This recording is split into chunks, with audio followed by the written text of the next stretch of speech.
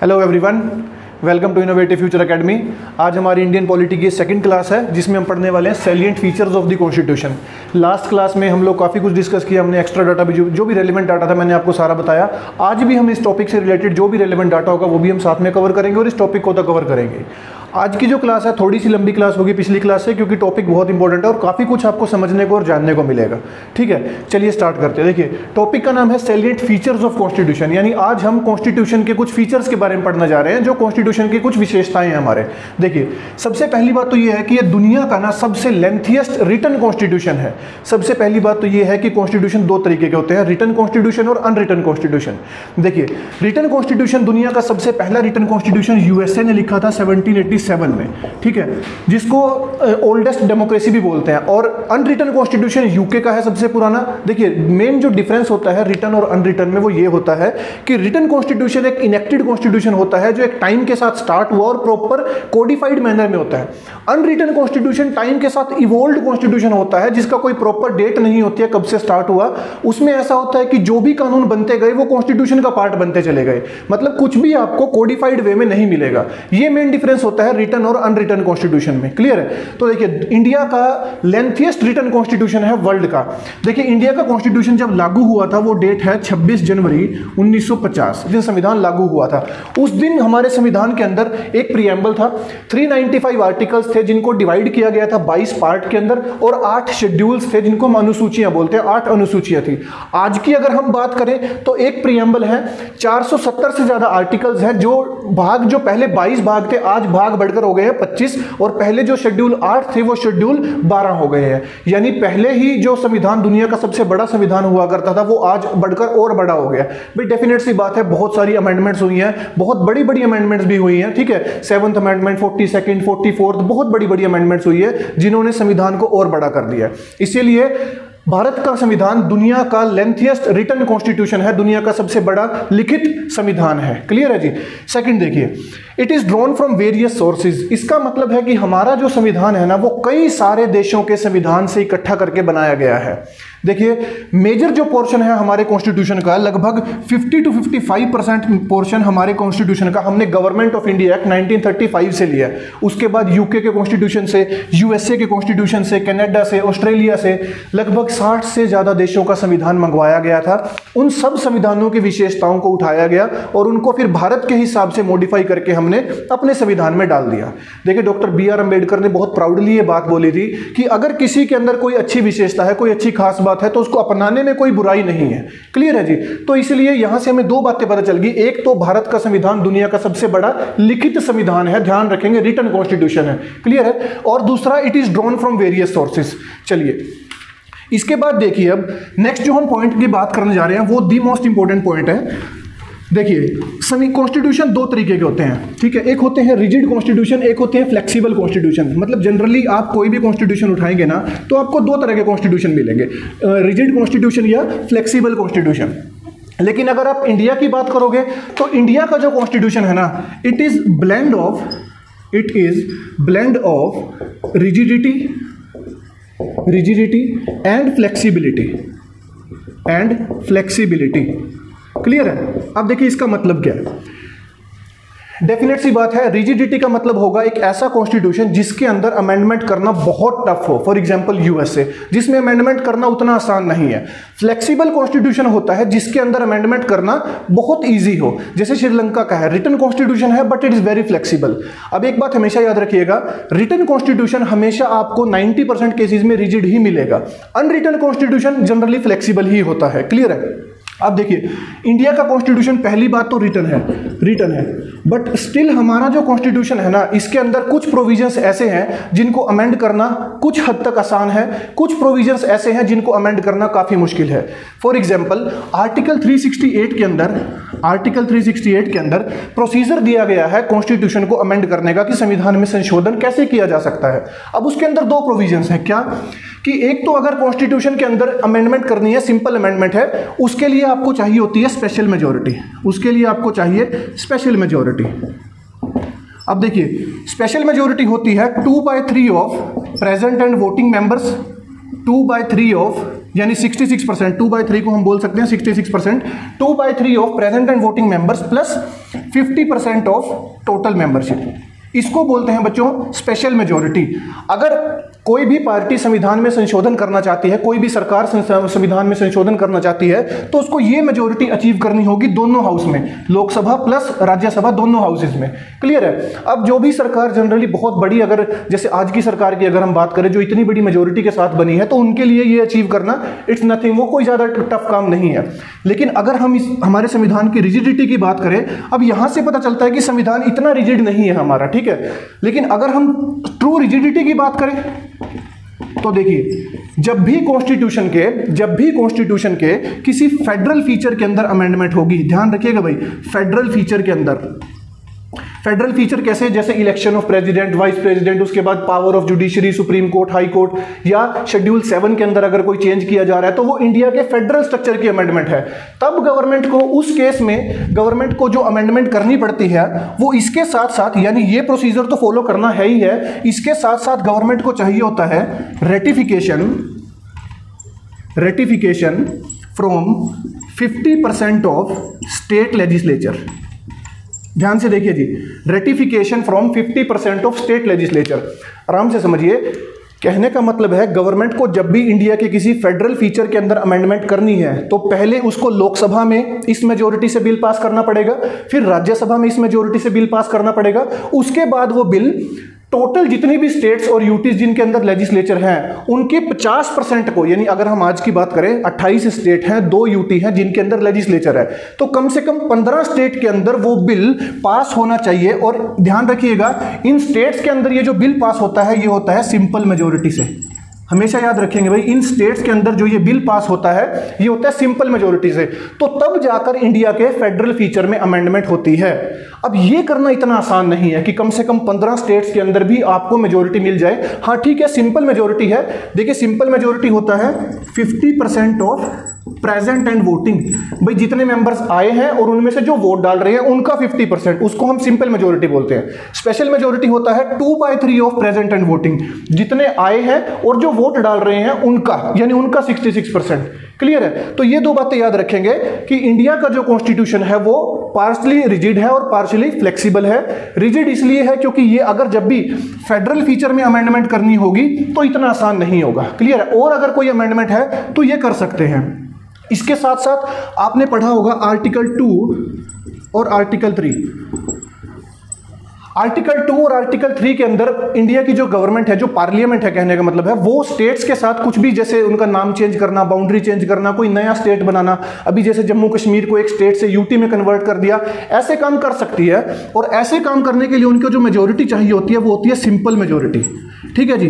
और इसके साथ ही अगर सिंपल मेजोरिटी से ये काम किया जाता है तो 2 शेड्यूल हैं जिनके अंदर अमेंडमेंट होती है। एक है शेड्यूल 1 और एक है शेड्यूल 4। ठीक है जी। इन 2 शेड्यूल के अंदर अमेंडमेंट होती है, बट सरकार ने मेजोरिटी कौन सी यूज की है? Simple majority.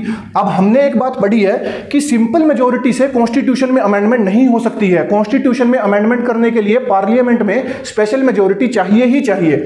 लेकिन यहां पर काम हो गया सिंपल मेजोरिटी से। क्यों? क्योंकि आर्टिकल 4 के अंदर ना, आर्टिकल 4 के अंदर यह पहले ही लिख दिया गया था कि अगर गवर्नमेंट आर्टिकल 2 और आर्टिकल 3 को यूज करके कोई भी एक्शन ले रही है तो it would not be counted as an amendment to the constitution. कि अगर आर्टिकल 2 और आर्टिकल 3 के बेस पर सरकार ने कोई काम किया भी है तो उसको हम आर्टिकल 4 के अंदर उसकी अमेंडमेंट नहीं मानेंगे। क्लियर है जी। ये ध्यान रखेंगे। तो यहां से हमें पता चला कि हमारा संविधान जो है वो it is a blend of rigidity and flexibility. ठीक है जी। अब नेक्स्ट देखिए, नेक्स्ट भी जो आप बात समझने जा रहे हैं वो भी इंपॉर्टेंट है, ध्यान से देखिएगा। देखिए, एक होती है ट्रू फेडरल कंट्री जिनको हम फेडरेशन बोलते हैं। फॉर एग्जांपल यूएसए एक फेडरेशन है। ठीक है जी। जिसको अब देखिए फेडरेशन और यूनाइटरी के बेस में हम जो पॉइंट पढ़ने जा रहे हैं, पहले उसकी हेडिंग देख लीजिए आप क्या है कि Indian constitution follows a federal system with unitary base. Federal system with unitary base. देखिए यहां पर भी कॉन्स्टिट्यूशन में आपको 2 तरह के और बताता हूं। 2 तरह के और कॉन्स्टिट्यूशन होते हैं। एक होता है ट्रूली फेडरल कॉन्स्टिट्यूशन और एक होता है यूनाइटरी कॉन्स्टिट्यूशन। फेडरल कॉन्स्टिट्यूशन उन कंट्रीज का होता है जो प्योरली फेडरेशन होती हैं। फेडरेशन का एग्जांपल अगर आपको लेना है यूएसए, फेडरेशन कंट्री उस कंट्री को कहा जाता है जहां पर स्टेट्स ने सेंट्रल गवर्नमेंट के साथ कोई पैक्ट यानी एक लीगल एग्रीमेंट साइन किया हो कि हाँ हम इतने समय के लिए आपके साथ जुड़े हुए हैं। लेकिन हमें पता है हमारे देश के अंदर कोई भी ऐसा एग्रीमेंट स्टेट्स ने साइन नहीं किया है सेंटर के साथ। यूएसए की अगर आप बात करो वहां स्टेट्स ने एग्रीमेंट साइन किया है सेंट्रल गवर्नमेंट के साथ और उस पैक्ट के साथ उनके साथ जुड़ी हुई है। तो इंडिया क्या है, एक फेडरेशन नहीं है। डॉक्टर बी आर अम्बेडकर ने भी ये बात बोली थी कि हम इंडिया को फेडरेशन नहीं बना रहे हैं, India is a union of states. Bharat को हम यूनाइट कर रहे हैं, अलग अलग स्टेट्स को यूनाइट करके इंडिया बना रहे हैं, हम इसको फेडरेशन नहीं बना रहे हैं। बट स्टिल हमारे कॉन्स्टिट्यूशन के अंदर बहुत सारे फीचर्स ऐसे हैं जो रिप्रेजेंट करते हैं फेडरल स्ट्रक्चर को, और कुछ फीचर्स ऐसे भी हैं जो रिप्रेजेंट करते हैं यूनाइटरी को। देखिए यूनाइटरी होता है जहां पर सिंगल लेवल गवर्नमेंट एग्जिस्ट करती है, फेडरेशन होता है जहां पर 2 लेवल गवर्नमेंट एग्जिस्ट करे, मतलब सेंटर लेवल पे अलग गवर्नमेंट, स्टेट लेवल पे अलग गवर्नमेंट। जैसे हमारे यहाँ डिवीजन ऑफ पावर, यूनाइटरी के अंदर सिर्फ सिंगल लेवल गवर्नमेंट एग्जिस्ट करती है, बस एक ही लेवल पे गवर्नमेंट होगी, नीचे वही सारा एडमिनिस्ट्रेशन संभालेगी। क्लियर है। अब देखिए बहुत से फीचर्स हमारे ऐसे हैं जो फेडरल सिस्टम को रिप्रेजेंट करते हैं, बहुत ऐसे हैं जो यूनाइटरी बेस को रिप्रेजेंट करते हैं। कुछ मैं आपको बता देता हूं। सबसे पहले देखिए, सबसे पहले तो हमारे पास यही है कि डिवीजन ऑफ पावर हमने क्या कर रखा है, डिवीजन ऑफ पावर कर रखा है जी। सेंटर की अलग पावर है, स्टेट की अलग पावर है। कहां दी गई है ये पावर्स, शेड्यूल 7 के अंदर। शेड्यूल 7 के अंदर सब्जेक्ट्स मेंशन किए गए हैं कि किन सब्जेक्ट्स के ऊपर यूनियन गवर्नमेंट लिस्ट कानून बना सकती है, किन के ऊपर स्टेट और किन पे दोनों। जैसे इसके अंदर 3 लिस्ट हैं, यूनियन लिस्ट, स्टेट लिस्ट और कॉन्करेंट लिस्ट। अब देखिए ये डिवीजन ऑफ पावर ही तो है। यूनियन लिस्ट के अंदर वो सब्जेक्ट्स है जिनके ऊपर सेंट्रल गवर्नमेंट रूल बना सकती है, स्टेट लिस्ट के अंदर वो सब्जेक्ट है जिनके ऊपर स्टेट गवर्नमेंट लॉ बना सकती है, और कॉन्करेंट लिस्ट के अंदर वो सब्जेक्ट है जिनके ऊपर दोनों कानून बना सकते हैं। क्लियर है। तो यहां से हमें क्या पता चलता है कि इंडियन कॉन्स्टिट्यूशन के अंदर डिवीजन ऑफ पावर एग्जिस्ट करता है। क्लियर है। अब देखिए इसके आगे डिवीजन ऑफ पावर के बाद देखिए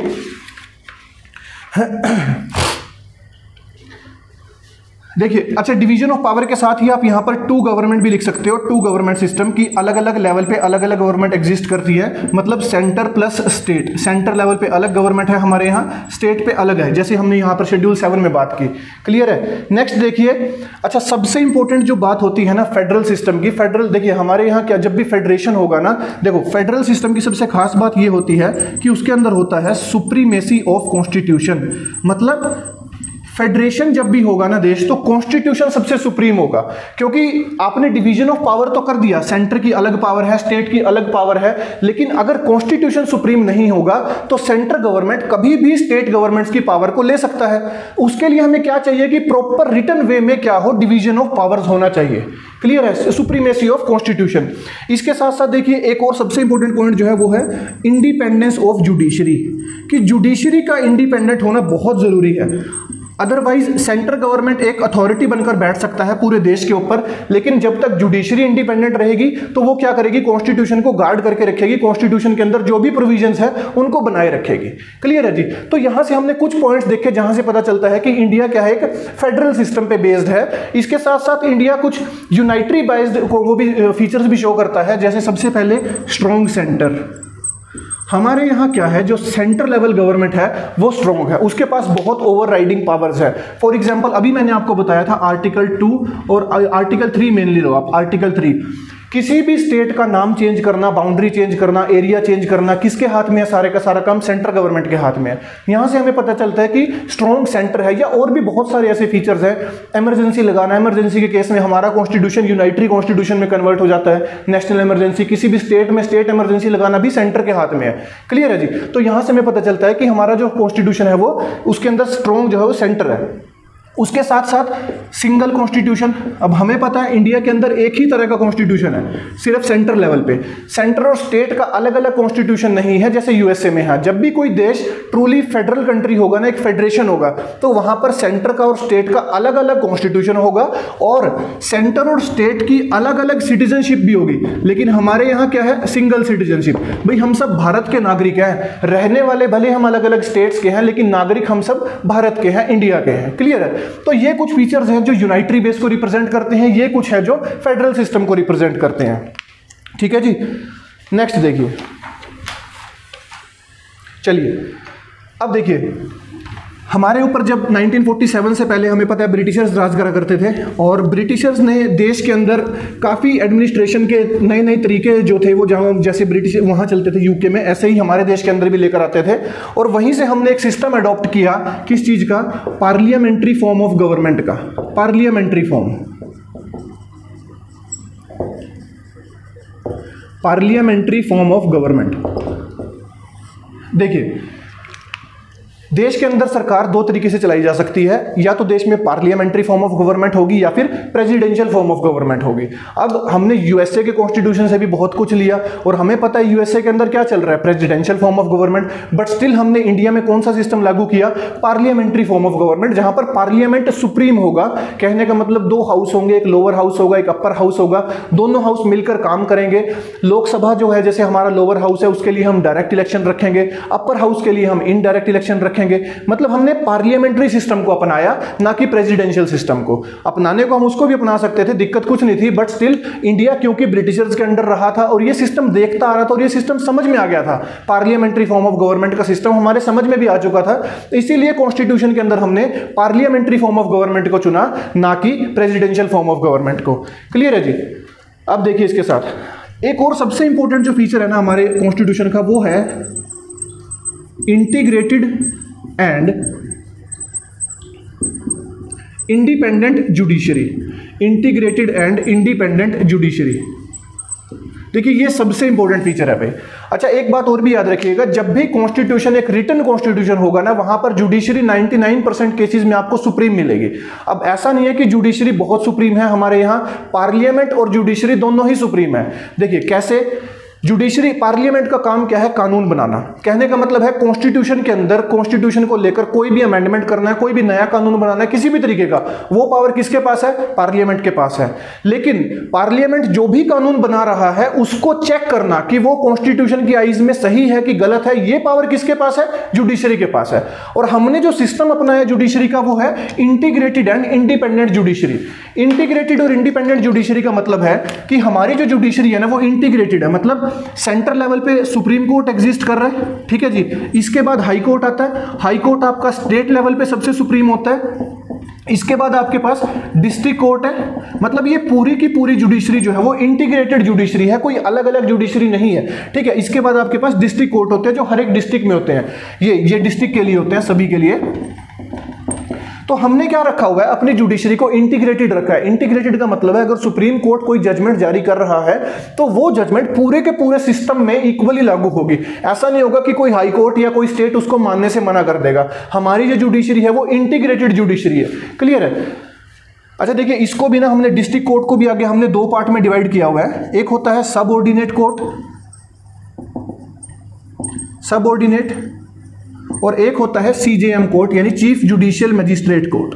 क्लियर है जी? ये जुडिशरी का डिस्ट्रिक्ट कोर्ट का डिवीजन आगे सबऑर्डिनेट कोर्ट और चीफ जुडिशियल मजिस्ट्रेट कोर्ट। तो हमारी जो हमारा जो जुडिशियल स्ट्रक्चर है that is integrated judicial structure. अब ये इंडिपेंडेंट भी है। इंडिपेंडेंट इन द सेंस कि जुडिशरी की अपॉइंटमेंट्स ना तो पार्लियामेंट करेगा, सरकार नहीं करेगी, राष्ट्रपति अपॉइंटमेंट करता है जुडिशरी की। चीफ जस्टिस ऑफ इंडिया जो बनता है वो मतलब सीनियोरिटी वाइज बनते हैं। तो हमने बहुत सारे फीचर्स ऐसे रखे हैं जिससे हमारी जो जुडिशरी है वो इंडिपेंडेंट रहे, कहीं भी वो किसी भी कंडीशन में गवर्नमेंट की तरफ बाइज्ड नहीं होनी चाहिए। क्लियर है? और सिस्टम पूरे का पूरा क्या हो? हमारा इंटीग्रेटेड सिस्टम होना चाहिए जुडिशरी का। अब देखिए, नेक्स्ट हम बात करते हैं एक ऐसे फीचर की जो सबसे इंपॉर्टेंट है हमारे लिए, that is fundamental rights. Fundamental rights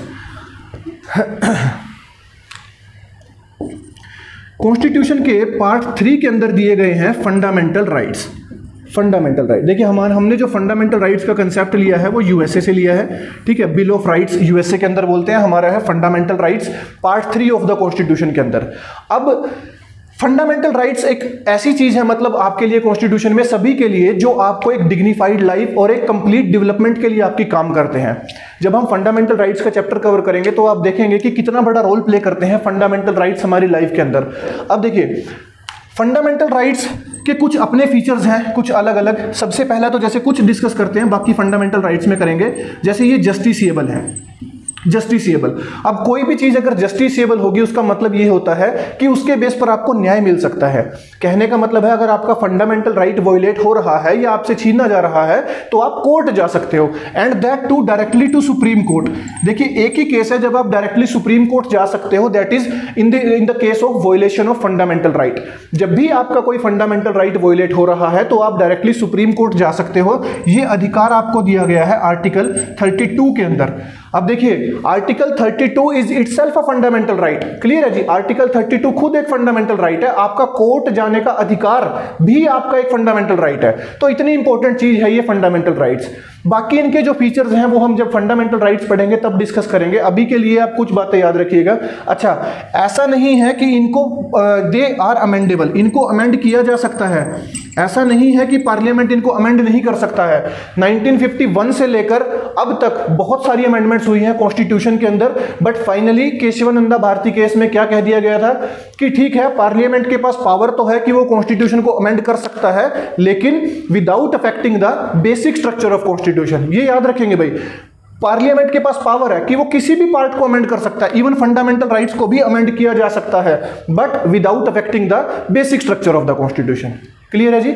चलो नेक्स्ट देखो। अभी नेक्स्ट जो हमारे कॉन्स्टिट्यूशन का इंपॉर्टेंट फीचर है that is universal adult franchise. Universal adult franchise मतलब 18 साल से ऊपर जितने भी लोग हैं सभी के सभी को इक्वल राइट है वोटिंग का। सभी के सभी इलेक्शंस में खड़े हो सकते हैं। मेनली आपका वोटिंग का राइट होता है यूनिवर्सल एडल्ट फ्रेंचाइज, यानी कि जितने भी लोग 18 साल से ऊपर के हैं उन सबके पास इक्वल राइट है वोटिंग का। किसी के भी साथ कोई डिस्क्रिमिनेशन नहीं होता है। इन दैट केस सभी की वोट वैल्यू एक ही काउंट होगी, चाहे देश का कोई कितना बड़ा आदमी हो कितना छोटा हो, उससे मैटर नहीं करता है। ना ही हमारे देश में कभी भी किसी भी बेस पर, रिलीजन के बेस पर, रेस के बेस पर, caste, sex, place of birth या वेल्थ, किसी भी ग्राउंड पर किसी भी वोटर के साथ कोई डिस्क्रिमिनेशन नहीं किया जा सकता। अच्छा, एक चीज और याद रखेंगे कि 1989 तक हमारे देश के अंदर जो वोटिंग एज थी वो 21 ईयर्स थी। 1989 तक इसको फिर रिड्यूस करके 18 साल किया गया था। ठीक है, ये अमेंडमेंट थी 61st कॉन्स्टिट्यूशन अमेंडमेंट एक्ट 1988, और इसमें हमने वोटिंग एज को 21 साल से घटाकर 18 साल कर दिया था। 1989 तक हमारे देश के अंदर जो वोटिंग एज थी वो 21 साल थी। क्लियर है? यूनिवर्सल एडल्ट फ्रेंचाइज का मतलब कि 18 साल से ऊपर सभी के सभी को इक्वल राइट है वोटिंग का, कोई डिस्क्रिमिनेशन नहीं होगा किसी के भी साथ। क्लियर है जी? चलो अच्छा, एक जो फीचर सबसे इंपॉर्टेंट है जो आपको दुनिया के किसी कॉन्स्टिट्यूशन में देखने को नहीं मिलेगा वो है 3 टियर गवर्नमेंट का। देखिए 3 टियर गवर्नमेंट, 2 टियर गवर्नमेंट आपको बहुत सारी कंट्रीज के अंदर मिल जाएगी। हमारे संविधान के अंदर आपको देखने को मिलता है 3 टियर गवर्नमेंट। 3 टियर गवर्नमेंट क्या मतलब होता है 3 टियर गवर्नमेंट का, वो देखेंगे। देखो भाई, सबसे पहले सेंटर लेवल पे हमारे पास है सेंट्रल गवर्नमेंट, इसके नीचे है हमारे पास स्टेट गवर्नमेंट। अब ये तो हो गया 2 टियर गवर्नमेंट, यानी central level government plus state level government, ये क्या हो गया 2 टियर गवर्नमेंट हो गया। लेकिन हमारे कॉन्स्टिट्यूशन के अंदर एक 3rd टियर गवर्नमेंट एग्जिस्ट करता है, that is panchayat and municipality. ये हमारे कॉन्स्टिट्यूशन का बहुत यूनिक फीचर है। पंचायत को हम बोलते हैं रूरल लोकल गवर्नमेंट, पंचायत को कहा जाता है रूरल लोकल गवर्नमेंट, और म्युनिसिपैलिटी को बोलते हैं अर्बन लोकल गवर्नमेंट। क्लियर है जी? अब देखिए ओरिजिनली कॉन्स्टिट्यूशन के अंदर हमारे पास 2 टियर गवर्नमेंट ही थी, सेंट्रल गवर्नमेंट और स्टेट गवर्नमेंट। बाद में हमने कॉन्स्टिट्यूशन में अमेंडमेंट किया और पंचायत और म्युनिसिपैलिटी को कॉन्स्टिट्यूशनल स्टेटस दिया। हालांकि पंचायत हमारे देश में 1958 से चल रही थी, सबसे पहले राजस्थान में पंचायती सिस्टम आया था भाई, बट उनके पास कोई कॉन्स्टिट्यूशनल स्टेटस नहीं था। और जब तक किसी चीज के पास कोई कॉन्स्टिट्यूशनल स्टेटस नहीं होगा तो उसके पास वो पावर्स नहीं होंगे। ठीक है जी? फिर हमने संविधान के अंदर 2 अमेंडमेंट्स की और पंचायत को ऐड किया through 73rd constitution amendment act 1992 और म्युनिसिपैलिटी को ऐड किया through 74th constitutional amendment act 1992। Clear है जी? ये था पंचायत और म्युनिसिपैलिटी को ऐड करने के अमेंडमेंट, जो अमेंडमेंट हुई थी। और अच्छा हाँ, एक चीज, चलिए यहाँ से बाकी तो हम इनको जब पंचायत पढ़ेंगे, म्यूनिसिपैलिटी पढ़ेंगे, इनकी पावर्स को हम वहाँ डिस्कस करेंगे, क्या इनकी पावर्स है, कॉन्स्टिट्यूशनल स्टेटस के बाद क्या फर्क पड़ा इनकी पावर्स में, वो सब हम वहाँ डिस्कस करेंगे। अभी के लिए आप याद रखेंगे कि सिर्फ इंडिया के कॉन्स्टिट्यूशन में आपको 3 टियर गवर्नमेंट देखने को मिलती है, that is centre plus state plus panchayat and municipality. भाई गाँव की गवर्नमेंट है तो पंचायत हो गया, शहर की है तो म्यूनिसिपैलिटी हो गया। क्लियर है जी? चलिए, इसके बाद हमने कोऑपरेटिव सोसाइटीज को भी हमारे कॉन्स्टिट्यूशन के अंदर हमने क्या दिया, कॉन्स्टिट्यूशनल स्टेटस दिया था 2011 में, ठीक है जी। और आर्टिकल 19 के अंदर एक फंडामेंटल राइट बना दिया गया था टू फॉर्म कोऑपरेटिव सोसाइटीज। तो कोऑपरेटिव सोसाइटीज का कंसेप्ट भी आपको इंडिया के अंदर ही देखने को मिलता है, ठीक है जी। कोऑपरेटिव सोसाइटीज,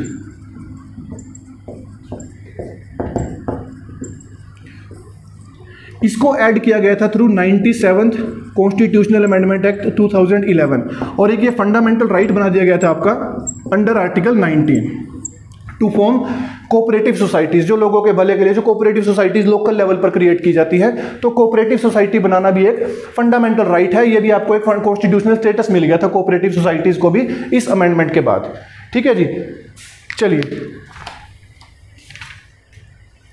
अब देखिए कुछ इमरजेंसी प्रोविजंस देख लीजिए। जैसे हमारे कॉन्स्टिट्यूशन के अंदर जो इमरजेंसी प्रोविजंस हैं उनके अंदर कंप्लीटली सेंट्रल गवर्नमेंट का होल्ड है, स्टेट की पावर्स वहां पर बिल्कुल रिड्यूस हो जाती है, और कंप्लीटली जो ओवरराइडिंग पावर्स है वो किसके पास आ जाती है, सेंटर के पास आ जाती है। 3 तरह की इमरजेंसीज लगाई जाती है हमारे देश में, एक है नेशनल इमरजेंसी अंडर आर्टिकल 352, एक है स्टेट इमरजेंसी जिसको प्रेसिडेंट रूल भी बोलते हैं अंडर आर्टिकल 356, और एक है फाइनेंशियल इमरजेंसी अंडर आर्टिकल 360। ये जो फाइनेंशियल इमरजेंसी का कंसेप्ट है ना, ये भी आपको इंडिया के ही कॉन्स्टिट्यूशन में मिलेगा, दुनिया में कहीं नहीं, किसी कॉन्स्टिट्यूशन में फाइनेंशियल इमरजेंसी का कंसेप्ट रिटर्न में नहीं डाला गया है। 3 तरह की इमरजेंसीज है, नेशनल, स्टेट और फाइनेंशियल इमरजेंसी। इन तीनों तरह की इमरजेंसीज में जो ओवरराइडिंग पावर्स हैं वो भी सेंट्रल गवर्नमेंट के पास है कंप्लीटली, ठीक है जी। तो ये थे कुछ स्पेशल फीचर्स इंडिया के कॉन्स्टिट्यूशन के जो आपको पता होने चाहिए कॉन्स्टिट्यूशन पढ़ने से पहले, कि कॉन्स्टिट्यूशन की खास बातें क्या क्या है हमारे। क्लियर है जी? आई होप आज का वीडियो आप लोगों को अच्छा लगा होगा, सबको समझ में भी आया होगा। अगर किसी को कोई डाउट भी है तो वो कमेंट सेक्शन में मेंशन कर सकता है, ठीक है। बहुत जल्दी आपके लिए नेक्स्ट वीडियो भी बनाऊंगा, प्लीज लाइक और शेयर करते रहिएगा। Thank you everyone.